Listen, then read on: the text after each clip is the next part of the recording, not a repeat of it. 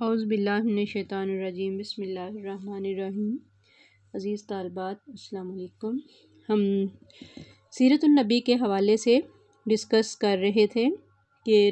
صلح حدیبیہ جو ہے اس میں کس طرح سے رسول اللہ صلی اللہ علیہ وآلہ وسلم اپنے صحابہ اکرام کے ساتھ نکلتے ہیں۔ قریش کی جانب سے بدیل بن ورقہ، پھر عروہ بن مسعود ثقفی جو ہیں یہ رسول اللہ صلی اللہ علیہ وسلم کے پاس سفیر بن کر آتے ہیں۔ عروہ جب آتا ہے تو آپ صلی اللہ علیہ وسلم کی ریش مبارک کو پکڑ لیتا، اس کا انداز گفتگو مغیرہ بن شعبہ کو انتہائی ناپسند ہوتا ہے۔ وہ ان کے ہاتھ پر تلوار کا دستہ مار کر اپنا ہاتھ پیچھے ہٹانے کو کہتے ہیں،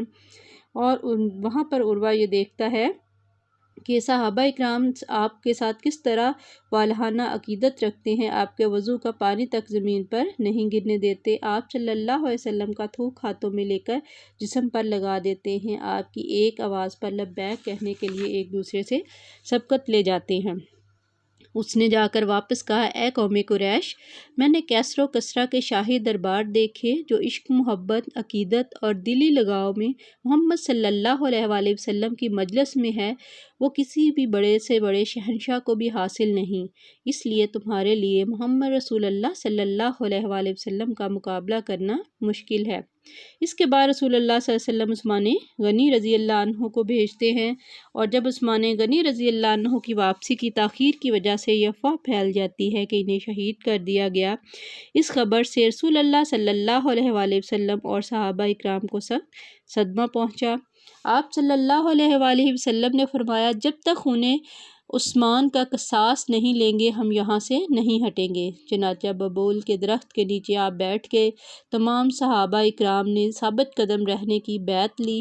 تاریخ اسلام میں یہ بیعت رضوان کے پاکیزہ نام سے اس کو یاد کیا جاتا ہے۔ سورۃ فتح جو ہے اس میں رسول اللہ صلی اللہ علیہ وآلہ وسلم اور صحابہ اکرام کے جوش شہادت کا جذبہ اللہ نے خود بیان کیا کہ بے شک اللہ مومنوں سے راضی تھا جب وہ آپ صلی اللہ علیہ وآلہ وسلم کے ہاتھ پر درخت کے نیچے بیعت کر رہے تھے۔ اس بیعت پر خدا تعالیٰ اپنی رضامندی اور خوشی کا اعلان فرما رہے ہیں۔ اب جب ہم دیکھتے ہیں کہ یہ صلح ہوئی تو اس میں سہیل بن عمر یہ ہے سفیر قریش مکہ کی جانب سے رسول اللہ صلی اللہ علیہ وآلہ وسلم کی طرف آتا ہے۔ یہ انتہائی تیز ترار، فصیح، بلیغ، مقرر تھا، عرب کا مشہور خطیب تھا۔ آپ صلی اللہ علیہ وآلہ وسلم سے جب ان کو یہ ڈر تھا تو اس میں ہم دیکھتے ہیں کہ ایک جو شرائط ان کی طرف سے کی گئی اس میں بظاہر مسلمانوں کے فیور میں وہ شرائط نہیں تھیں۔ فار ایگزامپل، سب سے پہلے جب معاہدہ لکھا گیا تو حضرت علی رضی اللہ عنہ کو آپ نے حکم دیا اور کہا یہ مصالحت جو ہے یہ محمد بن عبداللہ اور سہیل بن عمر کے مابین ہے۔ اب جب یہ سٹارٹ میں ہی لکھا جانا تھا تو جب لکھا محمد رسول اللہ تو سہیل نے اس پر اعتراض کیا، کہا سا ہمارا اور تمہارا ایشو ہی یہی ہے، اگر ہم تمہیں محمد رسول اللہ مان لیں تو ساری لڑائی ہی ہماری ختم ہو جائے۔ اس پر آپ صلی اللہ علیہ وآلہ وسلم نے جب حضرت علی کو قلم پھیرنے کا کہا تو انہوں نے انکار کر دیا، آپ صلی اللہ علیہ وسلم نے خود اس کو ریموو کیا۔ پھر اس کے بعد جو آگے شرائط آتی ہیں اس میں وہ بھی ایسی ہیں، کہا اس سال مسلمان زیارت بیت اللہ کیے بغیر واپس چلے جائیں گے، اگلے سال آئیں گے، صرف 3 دن قیام کریں گے، اس دوران قریش مکہ خانہ کعبہ کے قریب نہیں آئیں گے۔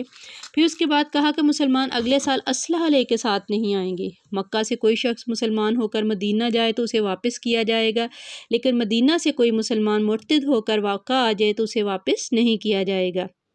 مکہ میں جو مسلمان پہلے سے مقیم ہیں انہیں اپنے ساتھ نہیں لے کے جائیں گے، کوئی مسلمان مکہ میں رہنا چاہے تو اسے بھی نہ روکا جائے گا، قبائل عرب کو اختیار ہوگا وہ فریقین میں سے جس کے ساتھ چاہیں اس کے حلیف بن جائیں، یعنی چاہے تو مسلمانوں کے ساتھ مل جائیں چاہے تو قریش مکہ کے ساتھ۔ اس دوران دونوں فریقین اپنے جذبات پر قابو رکھیں گے، ایک دوسرے سے خیانت نہیں کریں گے، اور جو سب سے مین شکستی تھی کہ 10 برس تک جنگ نہیں ہوگی دونوں فریقین کے درمیان، اس عرصے میں ایک دوسرے پر ظلم اور زیادتی نہیں کریں گے۔ تو یہاں ہم دیکھتے ہیں کہ جو معاہدہ جب یہ طے پایا تو اس میں تحریر میں سب سے پہلا آبجیکشن جو سہیل کرتا ہے بسم اللہ الرحمن الرحیم لکھنے پر اعتراض کیا، اور عرب کے دستور کے موافق اس نے بِاسْمِکَ اللہم لکھوایا۔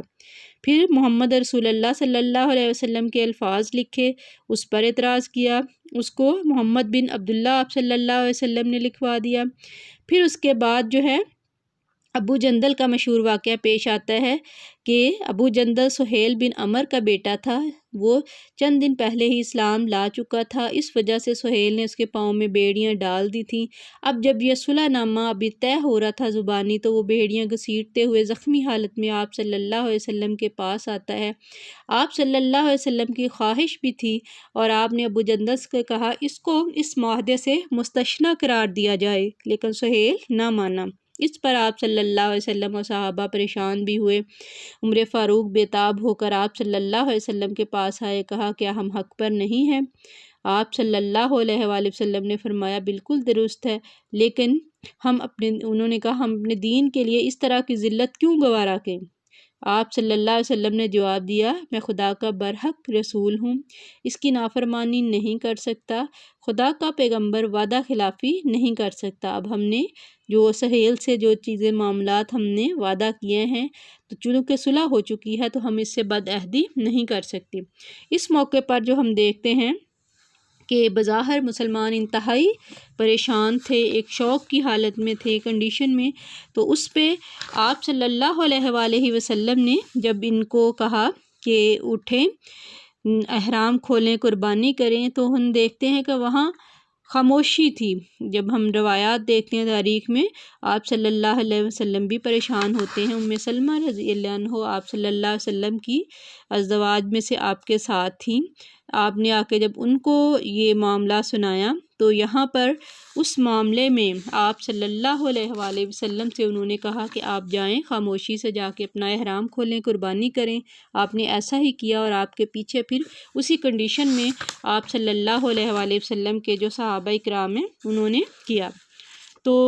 واپسی پر اسی وہ ڈپریشن والی ایک غم والی کنڈیشن تھی جب مسلمان واپس لوٹ رہے تھے، تو اس میں پھر اللہ کی طرف سے جو یہ صلح مسلمانوں نے کی، اس کی اہمیت اور اس کا رزلٹ جو تھا وہ اللہ تعالیٰ بیان کرتے ہیں، وہ ہم انشاءاللہ تھرڈ لیکچر میں ڈسکس کریں گے۔